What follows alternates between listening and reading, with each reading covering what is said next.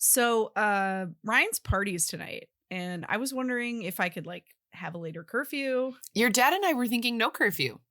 Really? Because it's so much better if you don't go out at all. What? But it's just right down the street. It's not a good night. We go through this every Halloween. There's a bad element out there. What? Little kids dressed as pirates? And that is the best joke in the whole movie. And that's it. Remember when you texted me saying I'm going to love it? Gotcha.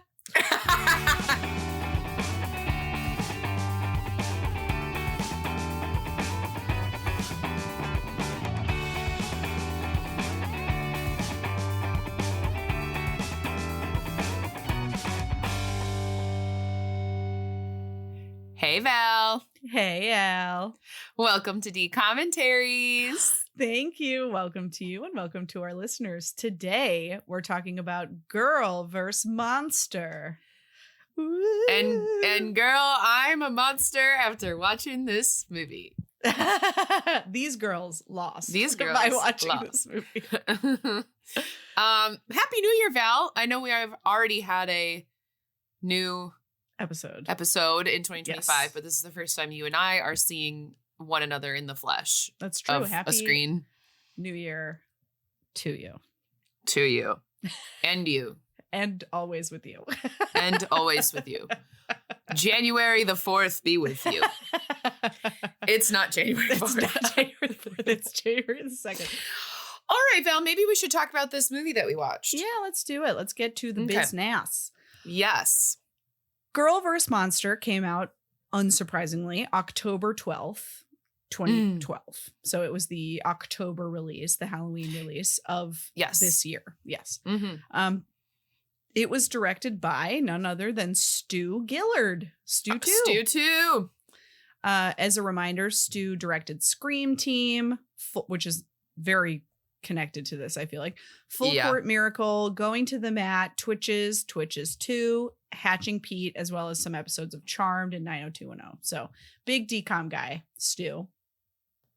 This might be his last, but I keep saying that, and then we discover more because I'm not as familiar. You're with the just names. not as versed as to which ones they are. Exactly. So maybe we'll discover another one down the line. Okay. Annie DeYoung, who also wrote Johnny Capahala Back on Board and Return to Halloween Town. Yep. And Starstruck. So those two we did not like, but the first one we did. She also wrote this, as well as Ron McGee, who didn't have a huge resume. However, he wrote some episodes of Rizzoli and Isles, and he has been the showrunner on both NCIS New Orleans and NCIS Hawaii. Wow. Yeah. The cast is as follows. Olivia Holt played Skylar Lewis. She was in Kickin' It, I Didn't Do It, Cloak and Dagger, Cruel Summer, and most recently she's been in a few episodes of Laid. Oh, that's new. Yeah. Very new. Yeah, I heard it's supposed to be good. Yeah, I haven't seen it yet, obviously, but I have also heard that. And I wasn't sure because I don't know how many episodes are actually out. So she might be a lead in it because she was in, I don't know, 3 or 4 episodes or something. Brendan Meyer played Henry, who was her friend. He was in something called Dino Sapien, a show called Mr. Young, Fear the Walking Dead, Flight 462. So there was a spinoff of the spinoff. Oh. This Netflix show called The OA, which I always... I've heard that's really good. Yeah, I always had it on my list and I've never watched it. And then something more recently called Camp, which sounded familiar to me, but I didn't know what it was. Karis Dorsey played Sadie, her other friend. She was in Walk the Line. She was her most probably memorable credit from the majority of people is probably she was one of the kids on Brothers and Sisters. Oh, yeah, that's definitely what I knew her from. Brothers and Sisters was the proto Parenthood. It was sort of. It was always on after Grey's Anatomy or something. So I'd always see the beginning of it. Yeah, I liked it. I watched it straight through. But yeah, she was one of the kids on it. She was also in Moneyball, which people might recognize her from. She's the daughter of Brad Pitt in that movie. And most recently, she's been on Ray Donovan. So she has a recurring role on that, perhaps also as a daughter. I don't know, but she's probably pretty grown up at this point. Luke Benward, who we would know from Minutemen, played Ryan Dean. He was also in We Were Soldiers, Because of Winn-Dixie, Dear John, Good Luck Charlie, Girl Meets World, and Criminal Minds. There is our Disney Channel star. He also is currently dating Ariel Winter of Modern Family. Oh, another inter-Modern Family dating thing with the DCOMs. Interesting connection. Yes. Catherine McNamara played Myra Santelli, who is Ryan's ex-girlfriend and the original lead singer of his band. She's sort of played as the villain at the very beginning, or like the antagonist, and then she's kind of not really.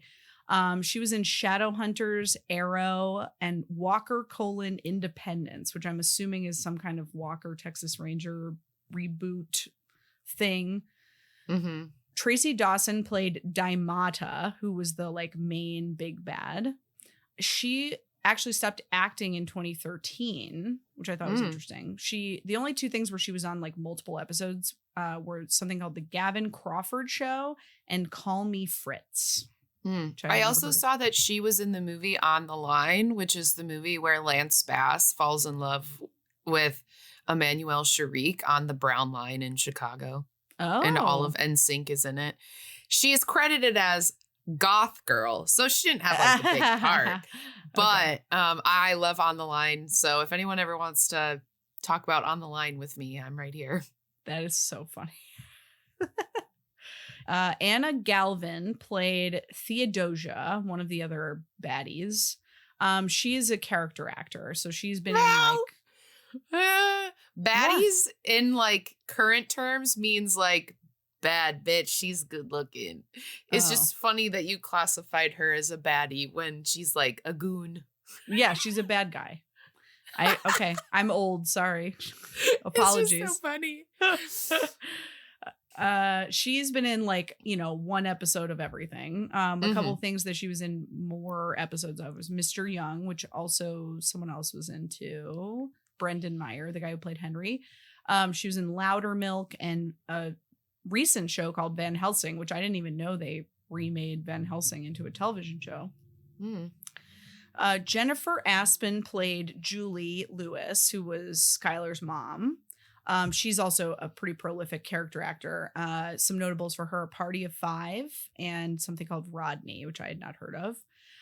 Brian Palermo played Steve Lewis, Skylar's dad, and he's also a very prolific character actor. And a couple notables for him: Significant Others and Digimon Data Squad. Wow. Yeah, both of them I had a hard time finding long-term gigs, but like their resumes are a mile long.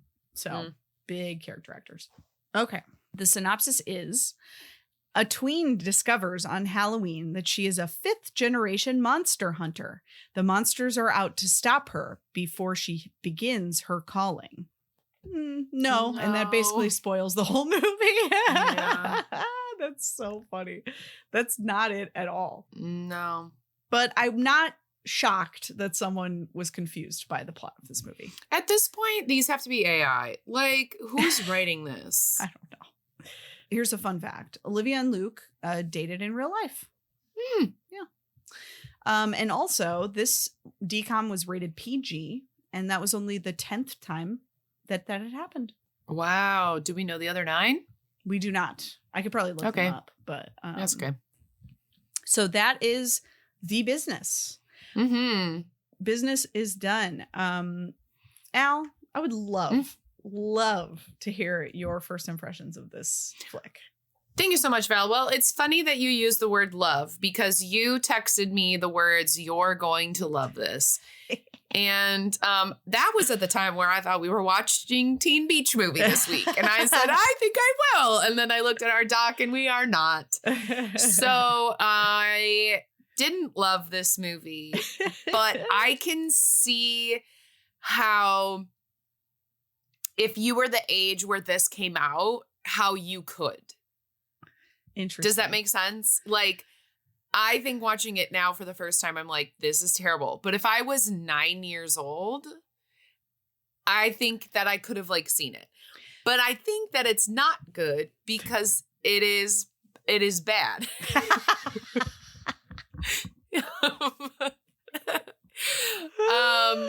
I'm gonna rate it a 4.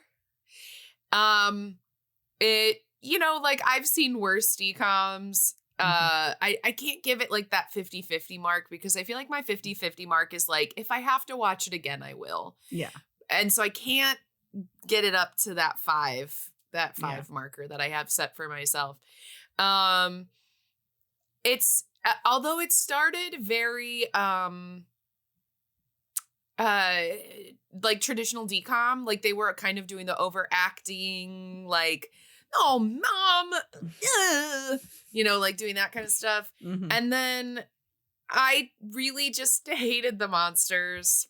And it makes sense, too, because you brought up that this is Stu 2, which is also Scream Team, which makes a lot of sense. Yeah. Because they definitely have, I feel like, some similarities. But I feel like it could have been a better movie, and it wasn't. Yes. Yeah. Yeah. Val, first impressions? Yeah, I definitely agree very much with your final statement there, which is that this could have been a good movie. This could have been a good movie. It's an interesting idea. I feel like I say this a lot lately. Mm-hmm. It's an interesting idea that, like, the concept of like someone who either is without fear or too fearful, and like how do you kind of manifest that in something literal as a metaphor to help them overcome that or like deal with that, right? That's interesting.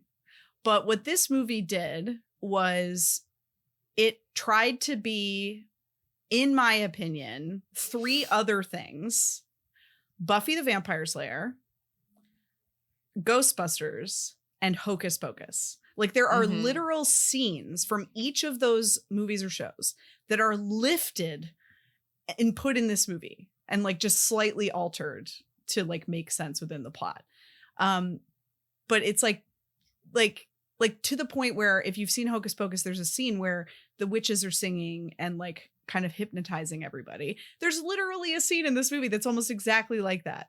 Mm-hmm. It's just such a bummer. Like it's such a bummer because it's like feels lazy to me. Like they could have done more. I also wrote virtually no jokes because there weren't any. It was all plot. And the ones that they had, they like undermined the joke immediately. So it made it less funny. Like one example is like the like assistant, like the tech or whatever, like asks, how much are you going to pay me to babysit? And then the dad's like, how about nothing?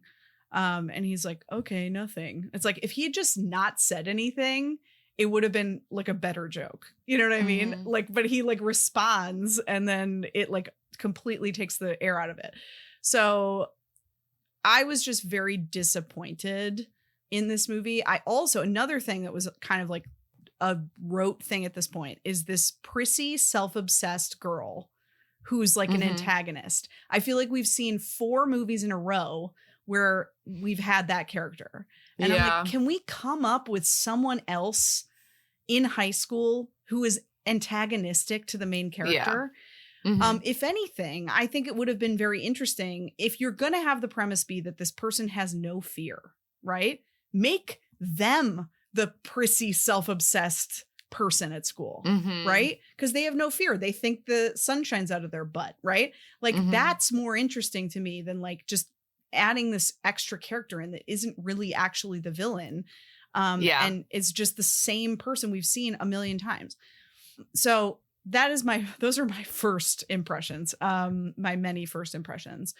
I would have, honestly, if I wrote this, I would make Sadie the main character instead of Skylar. I think that would have been a more interesting story. Okay, that's it. Al, did you have any favorite quotes or moments? I had a couple. Okay. I liked, so her parents are supposed to be like, they're disguised as, well, I guess they are like mold and fungus doctors. What are they called? They're mycologists. Mycologists. So they are, but they're also monster hunters. But because they're mycologists, their license plate says Dr. Mold. And I liked that. My least favorite moment is when Myra gets possessed. Oh, yeah. And they have a completely different singing voice that's not her voice or the other lady. And I didn't like that at all. Yeah, it was stupid. I also didn't like that when she was reaching down to grab her parents in the end. She's literally like so far away from them and is like literally not even trying. She's like, grab my arm. I'm like, you're 8 feet away. What are you doing? You're not even leaning. Hated that. Those are my least favorite moments. Quotes. Will you please tell mom she's being ridiculous? Oh, she hates when I tell her that. The Twilight shout out was kind of funny. Vampires are in, except they're romantic vampires who fall in love. I am the babysitter. You are the baby that sits. And then the bad lady telling the dad she goes, shut up, Steve. But then my favorite line delivery is when the friend Coop, is Coop? The boy? The doctor friend. The babysitter. Oh, yeah, I think it was Coop, yeah. Coop. He calls the parents, he goes, Diamata's loose. The way that he said loose was so funny. I wrote it Lewse. Diamata's loose. And that was so, so funny to me.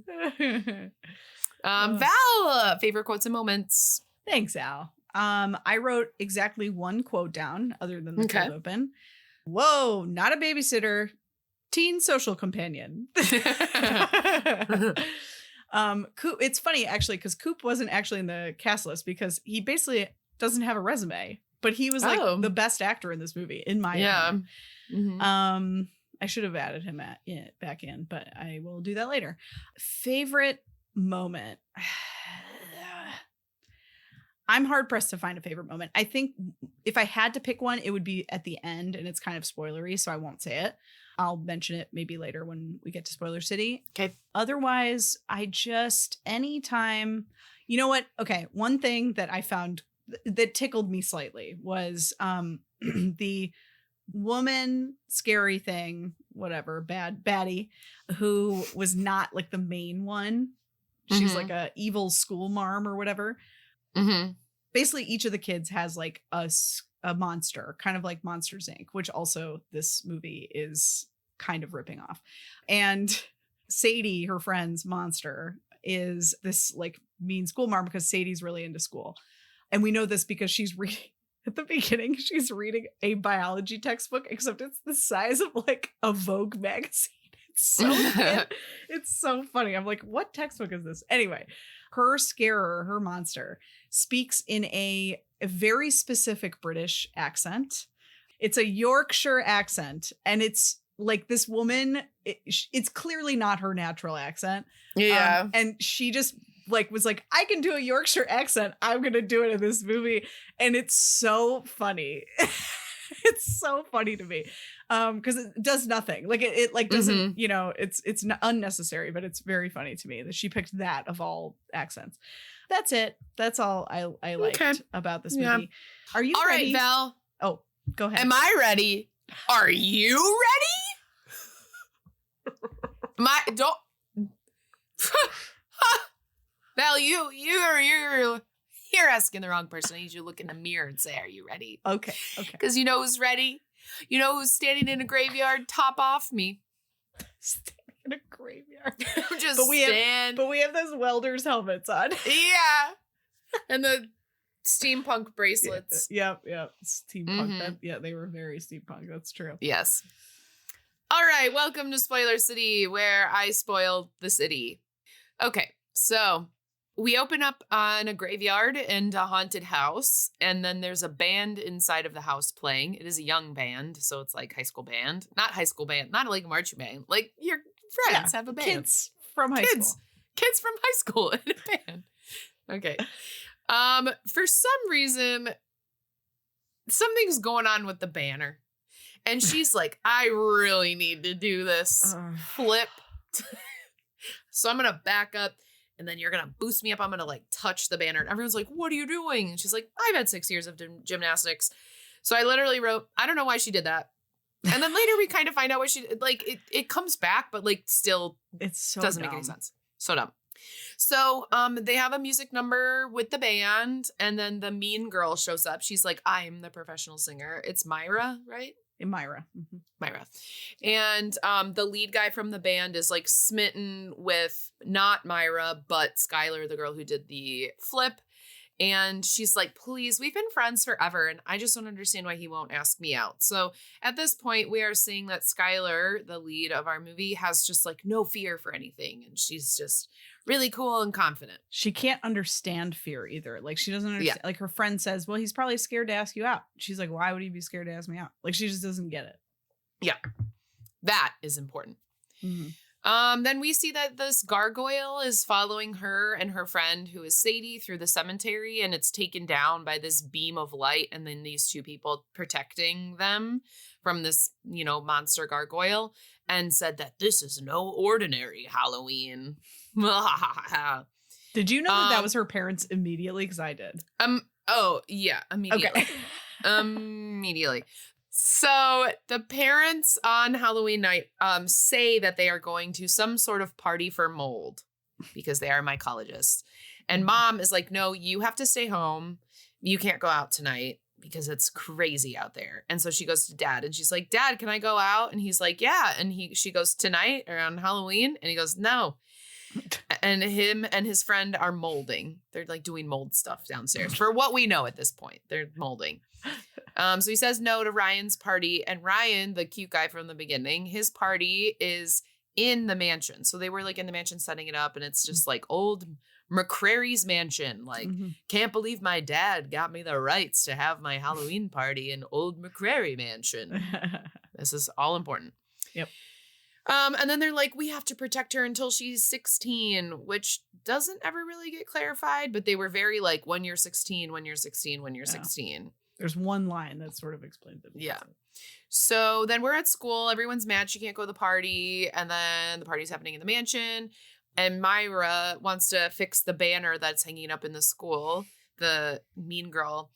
And so she's like, I'm going to do what Skylar did. And everyone's like, why are you going to do that? And she's like, I'm going to do it. And so she like tries to do the flip. He like lifts her up. She falls down the stairs. She like hits the banner, but she breaks her neck. Like, no exaggeration. Like, she does. She shows up in a neck brace and she can't talk. So then we see like a cutaway of like people going trick-or-treating, and there's a puppy on the street, but then it turns into a monster. Mom and dad are revealed as the monster fighters. And they're like protecting the town that they're in, which you can totally tell is just like one street that they used. Like, it's like, is this a real street? I don't know. It was shot in Vancouver, so who knows? Then we have another music number of the band practicing. Myra's in a neck brace, and Ryan hates singing, and he wants Skylar to do it. And she says, yeah, okay, I'll sing, because once again, she's not afraid of anything. So then mom and dad say, oh, there's something different about this Halloween with the monsters. And then they have a special monster that's like trapped in their orb they have downstairs, which then I couldn't think of a word for. So I said orb, but then later they said tank. So it's in a tank. It's a circular tank. So it's a circular tank. So orb is not too far off. Mm-hmm. And then there's like lots of monster movement in the area. And they're like, something is drawing them in. Like, the monsters are here. So then his sidekick, dad's sidekick, Coop, is there. And he's supposed to babysit Skylar so she doesn't go out on Halloween, and they are locked inside. And then we cut away to mom and dad, and they're like, their monsters are like following her blood. We should have trained her earlier. Like, we should have told her, blah, blah, blah. And they're like, no, not telling her is protecting her, which, okay. And bad then she parents. calls her bad parents. Yeah. Mm-hmm. Very bad. Then she calls her best friend to come over. So she comes over, Sadie with Henry, her two best friends. She's like, get over here. I'm going to cut the power to the house. So she does it, but then the entire downstairs basement, which we think is a molding basement, it is not. It is a monster basement. All of that technology gets shut off. And so the orb is orbing. The monsters break out of the orb, and then the floating woman threatens everyone. So we have a floating monster woman. And she like needs to find her parents. They're going to take down the hunters because she wants to possess the soul of Skylar. So the floating woman wants to like take over Skylar, but can only do that if her parents are captured, deceased. I don't know. Yeah, are protecting her. Mm-hmm. Basically, she just needs to get them out of the way because she wants to. Basically, she wants to scare Skylar until she dies. Yeah.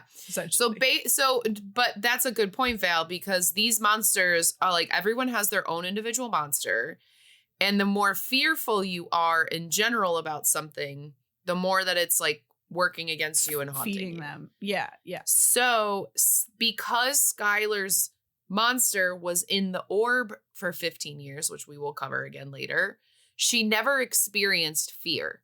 She didn't know what it was. It was a feeling she didn't know she had. So now that her monster is out of the orb, she is starting to experience fear for the first time. So there's even a couple throwaway lines where she's like, what is this? I don't even know what I'm feeling right now. And her friends are like, you're scared. And she's like, can't relate. So as she's like talking to mom on the phone, and then the monsters attack her parents, and then the line goes dead. And so she's experiencing fear. And now that Diamata is loose, she's experiencing it for the first time. If the fear is too much, the monster will take over their soul. And that's how her grandfather died 800 years ago. But her parents became monsters to protect her, and then they captured Diamata. So basically, I just like said everything too early because it was coming up next.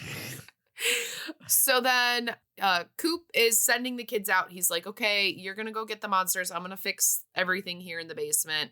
And so he gives them like steampunk metal stuff to like weapons to capture them. Containment units. Mm-hmm. So just like basically laser steampunk guns and then like a makeup palette that can capture the monster until you can get it back at home. So Diamata lured mom and dad into a warehouse so she could capture them. And then she has her little goons, Bob and Theodosia, who are Henry and Sadie's monsters. Mm-hmm. Then the kids are out and they get attacked in the forest by a little tree stump with legs, which was my favorite monster throughout. He was so cute. And he was just like running. It was so cute.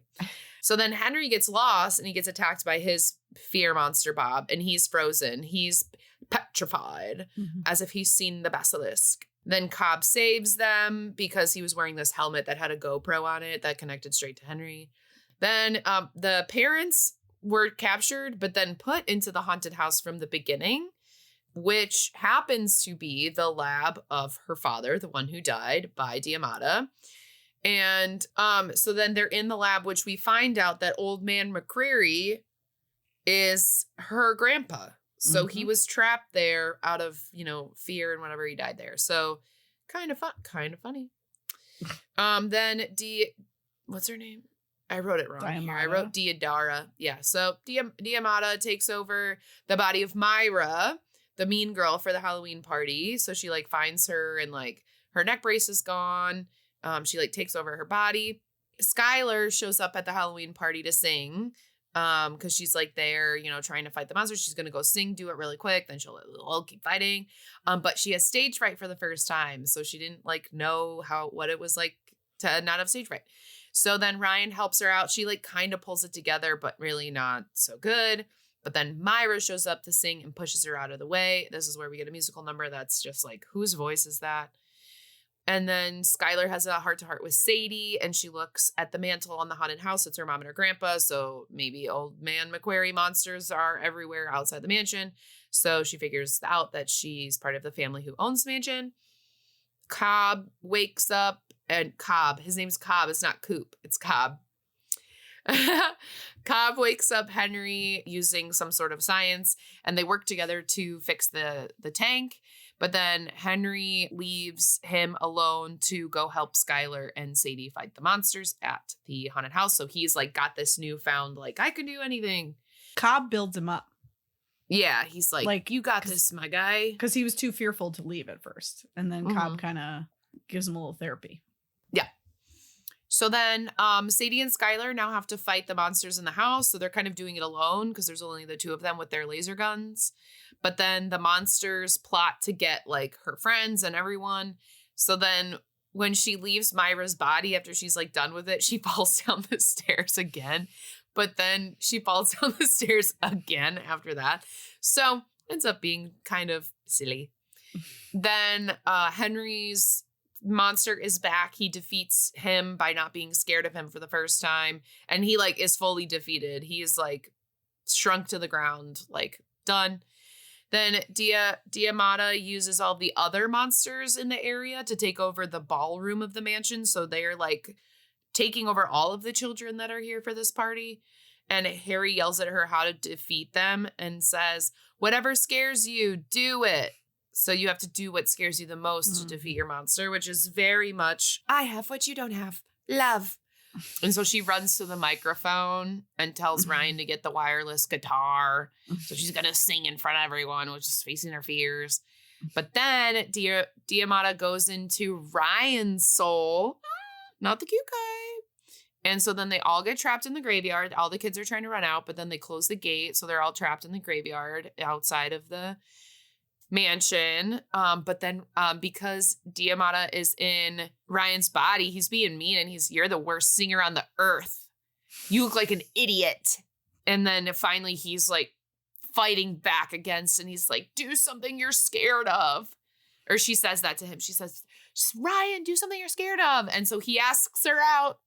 He says, will you go out with me? And so she like leaves his body. She's like, then we get a music number. This is like the fourth music number at this point. Yeah.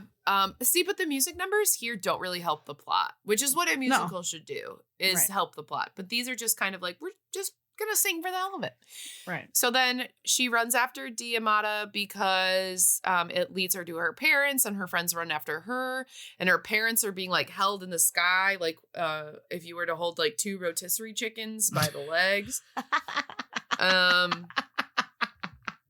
And then she's like offers to switch places with them, but she like tricked them. And then her parents are like falling off the roof, and her useless little shadow gun is not doing anything to fight the lady in the sky. So then Sadie distracts. Everyone falls. The parents are slipping. All three are blasting them. Her parents talk the fear out of their own heads. Right. This was my favorite moment. Okay. Yeah. So they keep saying, you can't show fear. She's feeding off your fear. Her parents keep saying this to Sadie. Mm-hmm. And then finally Sadie goes, I'm not afraid. She's feeding off of your fear. Mm-hmm. And I thought that was really cool because they didn't even they were so worried for her. They were so scared for her that they didn't even realize that was what was actually happening. Yeah. Sorry. Keep going. Yeah. No, that's perfect. So her parents talk the fear out of their own heads, which helps destroy Diamata. And then they collect her in the makeup palette, and then they just need somewhere to put her. And then, Val, you know what freaking happens? It ends with a narrator. We didn't have a narrator this whole movie. The whole movie. Why do we need one now? We don't. We don't need one. You never need a narrator. So then she talks about how everyone's beats their fears. So we kind of get a montage of like this person's beating her fears. Sadie's, talking in person now, and Ryan's singing and blah, blah, blah. And then it ends with her and Ryan singing together, and Myra sings with them too. And everyone lived happily ever after. Yeah. Yeah. This whole movie, I couldn't help but think that it would have been so much more interesting if like her issue was that she was so fearful, like that her parents had made her so fearful, because that is something that actually happens, right? Like it's kind of like generational trauma, right? Like, right. That's something that this could be a metaphor for, right? And then sort of having to like overcome that fear, I think would be much more interesting to me. And like, I think Sadie kind of had that arc a little bit, but Sadie, it was kind of didn't make sense, right? Like she's so fearful. And then all of a sudden she's like, no, Henry, we have to stay and help Skylar, you know, she's always like being brave when it matters, like to like take care of her friend, and like it goes unremarked upon. So it's sort of like inconsistent, you know, with her character. It's like, okay. Yeah. But like if it was the main character doing that, it's sort of like, see, you can be brave. You just need the right like motivation or whatever. Like that's more interesting. So yeah, I don't know. I was just kind of like, this doesn't make sense. Also, like, so they overcome their fear. So now no one experiences fear, like at all. You know what I mean? Like I don't understand. Because there's a healthy amount of fear that we need to like be safe, you know? Yeah. And like everyone has a monster. Right. So if they're fighting the monsters, then and they take them away from people, then they just don't have fear anymore because they're trapped in the tank. That's what I'm saying. Like you just have literally no fear whatsoever. Also, like, how convenient that Diamata's 2 goons happen to be her best friends. Fear monsters. Ironic. Isn't it ironic? That worked out really well. Don't you think? Yeah. So I don't know. It's just there was so much about this movie that like had so much potential, and it just ended up being really lame. Yeah. All right. It's time for bingo. Al, do you want to start? Oh, sure. One hit wonder song. I mean, were these I mean, I don't even know. There weren't hits. They were just random original songs for this movie. I didn't hate the music. I didn't either. In fact, I really liked the song that Ryan sang. Yeah. Like quite a bit. But they're not like hits. It's not like High School Musical. Yeah. You know what I mean? Okay. Breaking the fourth wall or looking into the camera. I guess you could probably count like when they zoom in on the orb and Diamata's in the orb. She like looks out right at the camera. Yeah, I'll take it. Holiday themed. Halloween. Clunky metaphor. Yeah, I mean, their fear is literally physically manifested. That's a metaphor. Yes. Yeah. Parents who just don't get it. I guess. I mean, to your point, though, they don't let her, like, they don't tell her. Right, which means they don't get it. I feel like everybody's parents in this movie fail them. Like, we don't even meet Sadie and Henry's parents, but, like, they're so fearful. Like, what are they doing? And then, obviously Skylar's parents are annoying. Cool non-parent adult. Cobb. Coop. Cobb. Someone too famous for a TV movie. No. Not a one. Competition to resolve central problem. No. A montage sequence. I actually don't remember one from this movie. The only one that would count would be when she's like narrating, but oh yeah, I guess we can count that. But I don't know if that's like a true montage. Yeah, I mean, all right, Val says yes. Cliche villains. Yes. Monsters. Fear monster. Clothes or items you owned. I did have a monster orb in my basement. I couldn't even get through it. I think at this point, like, we're so far past like when I was this age that I rarely see something that I like. We're gonna have to get to a point where like the parents are dressing the way that I dress in order for me to like see something I own. Rotten Tomatoes 40 to 60. For the love of God, I hope that this is like, I'll keep it in the range. I'm gonna say 42. 53. Come on. No. We get the square. We do get the square. No, Val says no. Happily Ever After. Yeah.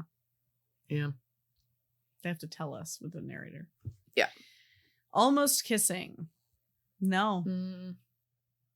Someone who became famous. Is Luke Benoit pretty famous? I actually feel like... Oh, isn't what's her name more famous? Myra? I would say that Olivia Holt and Luke Benoit are like equal famous. Amounts. Karis Dorsey is maybe more famous, but I don't know if she's like famous. You know what I'm saying? I think combined, I like them being combined. Okay. All right. Okay. Fine. Betraying of one's real friends or values. She sneaks out. Or like she's like going to turn the thing off because she doesn't want to listen to her parents, but she doesn't like betray her friends. If anything, she like works really hard with them.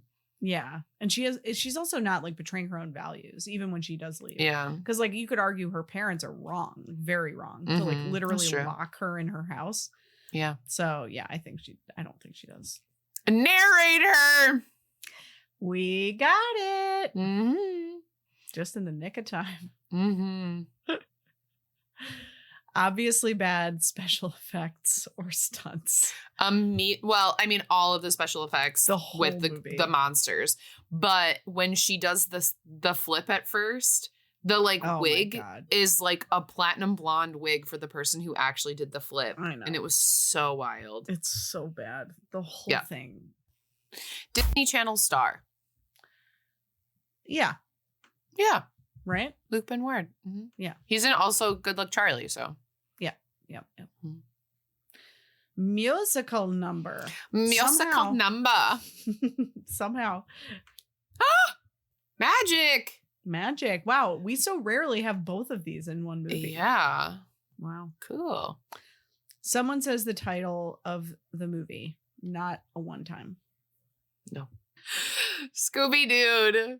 I mean, kind of. Yeah, I would say so. Yeah. They had to. Everyone else was captured. Mm-hmm. The heroes create the problem. Well, no, she does because she cuts the power. Oh, wow, Val. Okay. Mm-hmm. Lead is a fish out of water.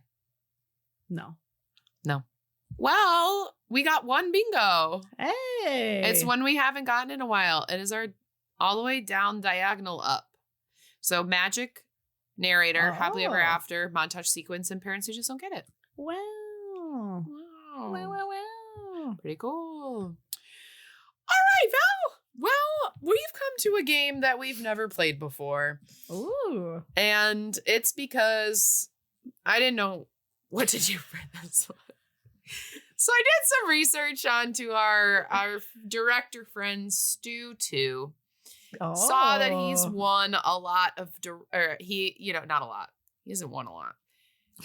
He was nominated for a few Director Guild Awards. Okay. For outstanding, like, youth programmer, child program. Okay. So I'm going to give you a year, and I'm going to ask you a question, and you're going to have to name a DCOM. Okay. It sounds complicated. No, I think I get it. Yeah. Okay. So this is called the Director Guild Awards.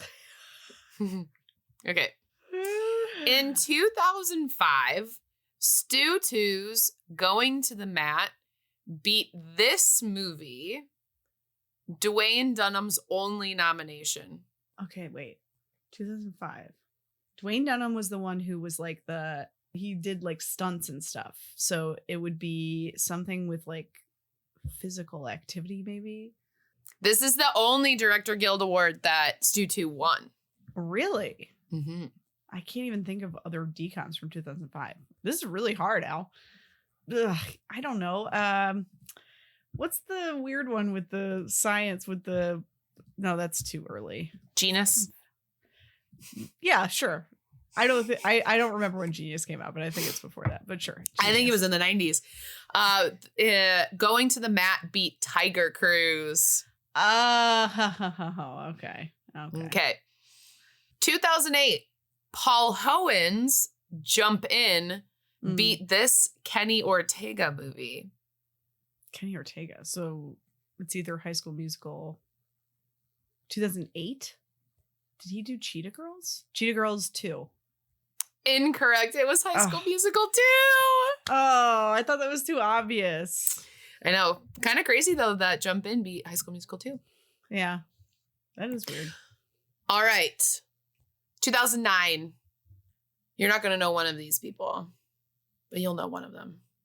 Okay. So in 2009, the two DCOMs lost to a show called Classical Baby, I'm a Grown-Up Now.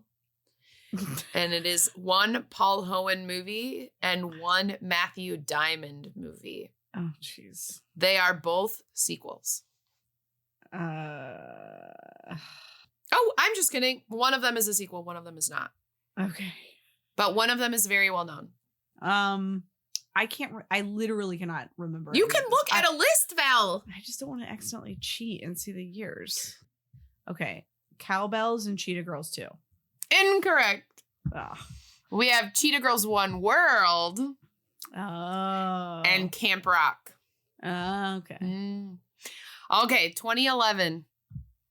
Stu 2's Avalon High lost to a Nickelodeon movie called The Boy Who Cried Werewolf. It has Victoria Justice in it, along with two other movies, one Paul Hoen and one Michael Grossman.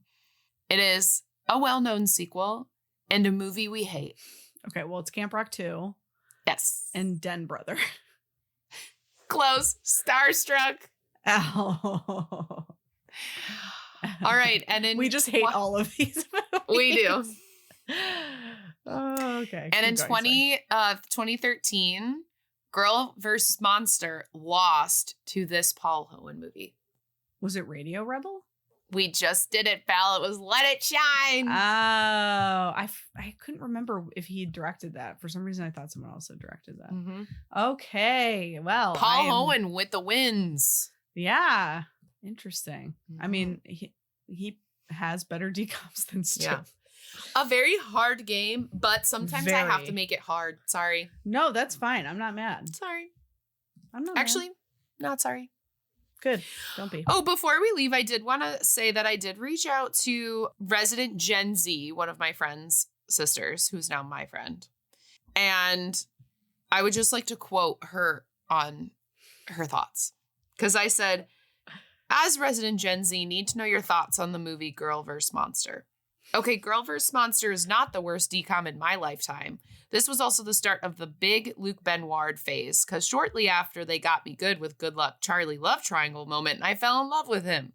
That is neither here nor there. I remember the plot being pretty good, and I surely watched it 5 times in a week at one point.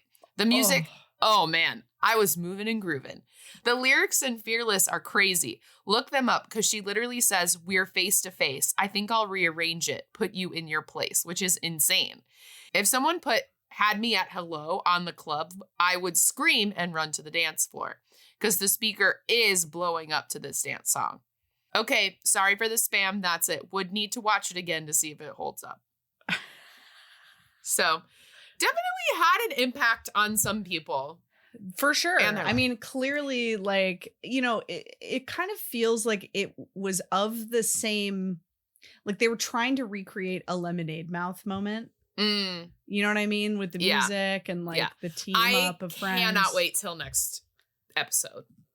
Yeah. And I have actually seen parts of Teen Beach Movie. Isn't that the next one? Yeah. Yes. Val, what are we watching next week? We're watching Teen Beach Movie. Ooh. So I'm excited. Yeah, I'm excited as well. I have higher hopes for that one than this one. And I want to believe that we are entering a new era here. So this was the last movie of 2012. You know, we're moving forward into a new time. Absolutely. So I believe that hopefully we're at least close to done with these wackadoodle films that I don't fully get. We can only hope. Great. Well, great. As always, regardless of what the movie is, I always enjoy spending time with you. Oh, tell me again. Regardless of what the movie is, I always enjoy spending time with you. Oh, that's so nice, Val. Thank you. You're very welcome. And you. Oh, thank you. Oh, and we're watching Teen Beach Movie next, and we're going on 4 years of commentaries. Yeah. And I can't remember if we mentioned this in our last episode, but we still direct the improvised DCOM that takes place in Chicago. Yes. And not only is it still going after like going on, well, I guess after getting a 7-week run, it is now indefinite. Right. But it's also, because it's one of the best performing shows at our group, in our whatever it is, theater that we're at, it is moved to Thursdays at 8. So a more doable time, I think, for most people. So if you are in the Chicago area and you're looking for something fun to do on a Thursday night, please come by IO Theater and check out Improvised DCOM. Yeah. Yeah. All right, Val. Well, love you. I love you. And have a day. Thank you. You too. Thanks. Bye, Val. Bye, Al. This podcast was produced by me. And me. And it was edited by me. The music was composed by Michael McNally. You can find us online at thetridentnetwork.com/dcommentaries-pod. And you can find us on Instagram and TikTok at dcommentaries. D-Commentaries is a part of the Trident Network. To learn more about our videos, live shows, and other podcasts, please visit thetridentnetwork.com. Disney Channel original movies. Damn it, Allie.